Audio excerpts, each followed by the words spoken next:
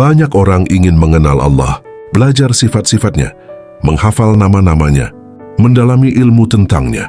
Namun para arif berkata, ma'rifah bukan sekadar mengenal Allah. Ma'rifah adalah ketika Allah memperkenalkanmu kepada dirinya.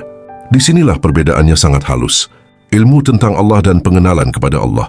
Kita bisa mengetahui banyak tentang Allah, namun belum tentu mengenalnya. Mengetahui adalah kerja akal. Ma'rifah adalah cahaya di hati. Ilmu bisa dipelajari. Ma'rifah adalah anugerah. Abu Madian mengisyaratkan bahwa selama seseorang masih merasa aku mengenal, ia belum sampai. Karena ma'rifah sejati justru membuat seseorang sadar betapa ia tidak mengetahui apa-apa. Ma'rifah melahirkan kerendahan hati.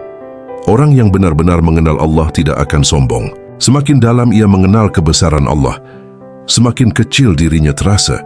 Bukan kecil dalam putus asa, tetapi kecil dalam kehambaan.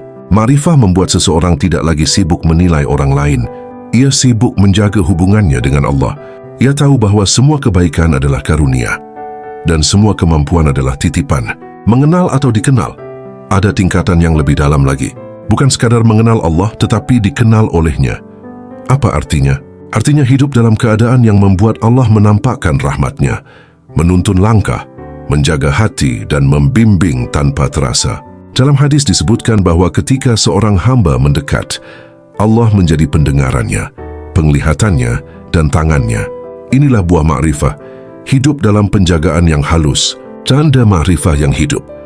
Bagaimana tanda seseorang mulai mencicipi ma'rifah? Ia melihat tangan Allah dalam setiap kejadian. Ia tidak panik terhadap takdir. Ia tidak merasa sendirian dalam kesulitan. Dan dia tidak silau oleh nikmat.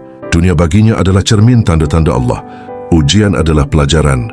Nikmat adalah amanah. Segala sesuatu berbicara tentang Allah. Ma'rifah membawa kepada diam. Semakin dalam ma'rifah, semakin sedikit kata-kata. Bukan karena tidak tahu, tetapi karena tahu bahwa Allah terlalu agung untuk dibatasi oleh bahasa.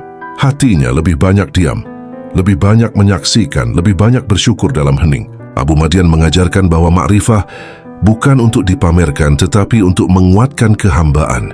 Ma'rifah bukan perjalanan akal semata, ia perjalanan hati. Bukan tentang seberapa banyak yang kau pahami, tetapi seberapa dalam engkau tunduk. Dan pada akhirnya ma'rifah bukan tentang kau mengenal Allah dengan sempurna karena itu mustahil, tetapi tentang Allah mengenalkan dirinya kepadamu sejauh yang engkau sanggup memikulnya.